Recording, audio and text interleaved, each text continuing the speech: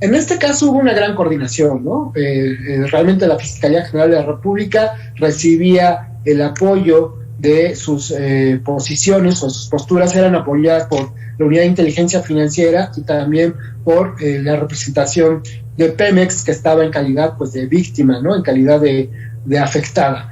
En este caso no se expusieron, por ejemplo, muchos datos de prueba, porque no estamos hablando de la acusación principal.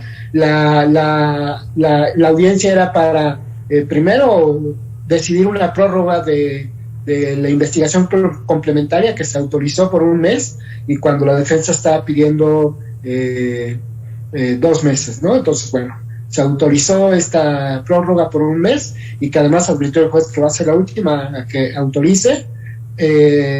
Y luego lo que se debatió fue el cambio de medida cautelar, ¿no? Uh-huh. En este cambio de medida cautelar, el dato nuevo, que sí es novedoso, que se presentó, fue que en una de las cuentas de Emilio Lozoya, una empresa offshore había depositado dinero, ¿no? Y hay una empresa que se llama JF Holdings, en la que Emilio Lozoya es accionista, que recibió un depósito de 2 millones de euros de parte de Secapan, esta empresa conformada por Odebrecht para justo las transferencias de dinero en este caso a Lozoya y a otros beneficiarios de los presuntos sobornos que esa empresa de nacionalidad brasileña distribuye entre políticos de toda Latinoamérica. ¿Qué otras pruebas entregó la defensa de Lozoya cuando habla de que se pide 1 mes más para entregar pruebas? Si se entregó alguna hoy, si hay alguna sorpresa en este sentido, algún nombre, algún dato clave, y también qué otras pruebas entregó la parte acusadora. Ya decías ahorita una de ellas. Te comentaba que no había muchas pruebas porque realmente no era una audiencia para presentar pruebas, que esa sería la audiencia intermedia, donde conoceremos todas las pruebas que puede presentar, por ejemplo, la Fiscalía General de la República, y todas las pruebas que puede presentar la defensa. La investigación complementaria sirve justamente para ir presentando, para ir acumulando, para ir haciendo actos de investigación, como ellos le llaman, y de esta forma poder ir juntando los datos de prueba ambas partes. Y bueno, decir que lo que la defensa argumentó para pedir la prórroga fue que faltaba un acto de investigación muy importante, que es un acto de asistencia jurídica del gobierno brasileño, de la Fiscalía brasileña, en el sentido de que está pendiente que el principal testimonio en el caso Odebrecht, que es un exdirectivo de Odebrecht en México, Luis Alberto de Meneses Güey, que ese testimonio siga siendo válido, porque en Brasil esta persona había presentado un recurso de reclamación para que dejaran de usarse sus testimonios que rindió, digamos, de manera voluntaria en casos de asistencia jurídica, ¿no? Entonces, este recurso de reclamación que se va a resolver en Brasil, pues no se sabe por parte de las autoridades mexicanas cuál ha sido el destino final, si, por ejemplo, la Fiscalía brasileña o los jueces brasileños lo rechazaron, o si lo van a autorizar, ¿no? Y si le dan validez a este recurso de reclamación, entonces se entendería que no se puede utilizar esos testimonios en el caso de México. Y bueno, por eso la defensa argumentaba que se necesitaba tener una respuesta sobre qué había pasado con ese recurso de reclamación. Sin embargo, la Fiscalía argumentó que como no ha sido revocado este testimonio, no ha sido revocado este acuerdo, porque todavía está pendiente de resolución, todavía se podría utilizar.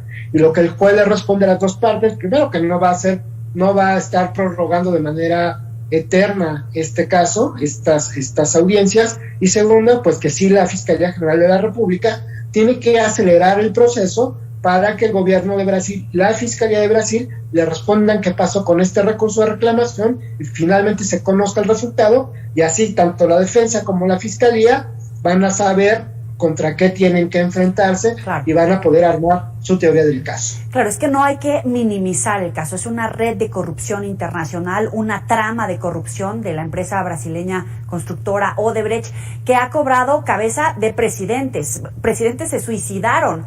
Varios legisladores, varios gabinetes tuvieron un proceso de investigación en Brasil, en Perú, en Colombia. No es una trama menor, son miles de millones de dólares alrededor del mundo y que en este caso en México estamos ya en este punto. Ahora, ¿qué decía la defensa de Lozoya respecto a la reparación del daño? Porque es la parte más delicada donde hay una reclamación puntual a la defensa de Lozoya. Bueno, la defensa de Lozoya, por un lado, primero argumentó que la reparación del daño tendrían que hacerla los beneficiarios finales de los presuntos sobornos de Odebrecht, no ellos de manera directa. Sin embargo, esta posición cambió cuando la Fiscalía General de la República le dijo que pues ellos también tienen que participar, ser partícipes de esta reparación del daño, y que justamente el que ellos no asumieran un compromiso de garantizar esta reparación del daño era una de las causas que habían llevado a la Fiscalía General de la República a cambiar la medida cautelar de libertad condicional a la prisión preventiva justificada. Después de este argumento de la Fiscalía, la defensa, digamos, reviró y dijo, bueno, estamos dispuestos a llegar a un acuerdo con la Fiscalía para esta reparación del daño, a un acuerdo con Pemex para esta reparación del daño.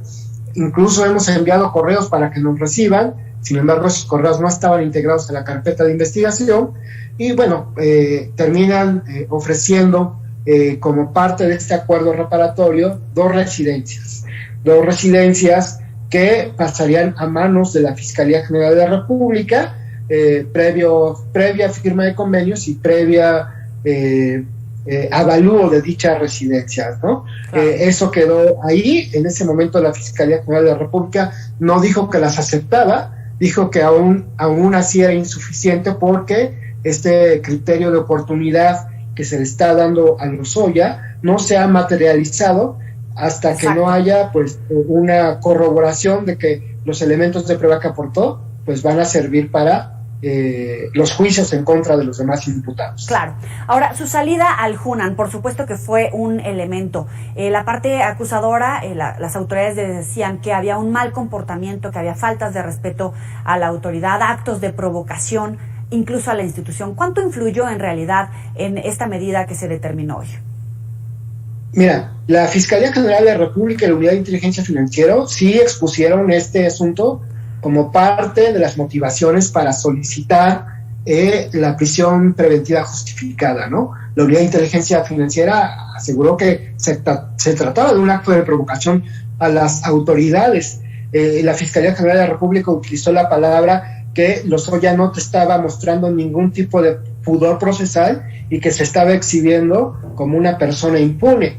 Sin embargo, el juez de la causa desestimó estos argumentos y dijo que pues la restricción que tiene Lozoya, la medida cautelar que se le impuso a Lozoya, pues no es no salir de su casa.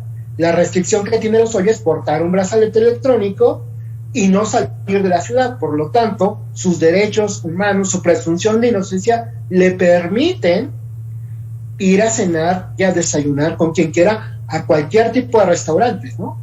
Por más molestia que haya provocado en la Fiscalía o en la Unidad de Inteligencia Financiera, incluso en Pemex, porque también Pemex retomó parte de estos argumentos, el juez desestimó esto y dijo, esto no puede ser parte del debate, porque no estamos condenando, no estamos hablando de una conducta moral de Emilio Lozoya, claro. Estamos hablando de hechos objetivos, y el hecho objetivo es que su restricción es portar el brazalete y no salir de la ciudad, elementos que no ha violado, no incumplió la ley.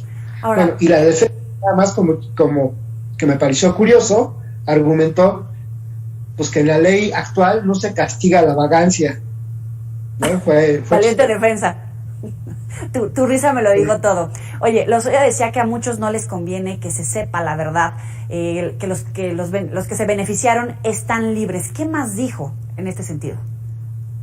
Pues sí, habló de que justamente, dice, están hablando de mi fuga, de este trato preferencial, porque muchos no les conviene que se conozca la verdad, porque si se conoce la verdad, pues va a implicar a muchos. Estoy tocando demasiados intereses, sin embargo, yo me sostengo en los señalamientos que hice. Es importante decir que Lozoya, de alguna forma, lo que hace es públicamente defender sus señalamientos, o sea, no solo está defendiendo las imputaciones que hizo en esta declaración de 60 páginas, ¿no? Y que forma parte sí. de las carpetas que se han judicializado, por ejemplo, contra José Luis Lavalle, el ex senador del PAN, o contra Ricardo Anaya, ¿no? Uh-huh. O sea, defiende públicamente ante el juez, pero públicamente porque estaba en los medios y sabía Lozoya que estaba en los medios, defiende sus imputaciones en contra de otras personas.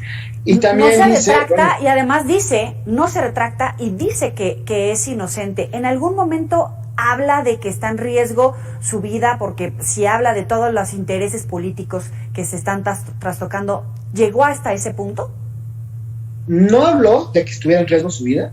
Sin embargo, el juez de la causa, cuando ordena la prisión preventiva justificada, sí reconoce que hay otro imputado por Lozoya que está en ese mismo penal, y entonces el juez le pide a las autoridades penitenciarias de la Fiscalía General de la República que garanticen las medidas de seguridad para Emilio Lozoya, ¿no? Estas medidas de seguridad que deben ser, pues, tenerlos de manera separada para evitar una agresión de esta persona que está encarcelada y que ahora va a estar en el mismo penal que Emilio Lozoya. Finalmente, muchos dicen que solamente es circo, que se está politizando la justicia. Obviamente la parte de defensa de Emilio Lozoya va a hacer su trabajo, la parte acusadora también va a hacer su trabajo, pero lo que viene es parte de un circo, ¿o hay visos de lo que va a seguir en este proceso? Pues mira, yo creo que no estamos acostumbrados a este tipo de procesos. Se va a hacer el primer proceso penal en el nuevo sistema de justicia que implique a tantas personas. No puedo garantizar que vaya a haber un trabajo impecable de la Fiscalía General de la República para judicializar y lograr sentencias condenatorias, pero bueno, me parece que tanto como hablar de un espectáculo no es posible. Me parece que, por ejemplo, y quedó claro en la audiencia de hoy, que el cambio de estrategia de la Fiscalía sí tiene que ver con la presión mediática que se ejerció a raíz de esta fotografía de Lozoya en el Hunan, en este restaurante de lujo, porque todo el mundo habló de que Emilio Lozoya estaba viviendo en impunidad y que no era posible, y a diferencia de otros casos. Me parece que sí pesó en la Fiscalía, tan es así que lo expuso como motivo de prueba para pedir el cambio de prisión justificada, y en ese sentido, pues, la Fiscalía sí está volteando a ver a la ciudadanía. No sé si esto significa para alguien que la Fiscalía está cayendo en un circo, pero por lo menos podremos decir que sí se dejó presionar por la opinión pública en este cambio de opinión. Juan Omar Fierro, estupendo periodista de larga trayectoria, gracias por estar compartiendo lo que sucedió en esta audiencia, una audiencia que acaparó medios internacionales. Muchos medios estaban al pendiente de esta información. Evidentemente, muchos periodistas querían ingresar, hubo una restricción al acceso, pero como se está hablando de una trama internacional, México estaba en esta incógnita, si va a seguir la impunidad o si se va a seguir o se va a reforzar este proceso judicial en contra de Lozoya como una de las piezas para iniciar este rompecabezas. Muchísimas gracias por este tiempo para el auditorio. Joely, mucho gusto. Hasta luego. Les recuerdo que pueden recuperar estas y otras entrevistas en nuestros próximos espacios informativos y por supuesto en las redes sociales.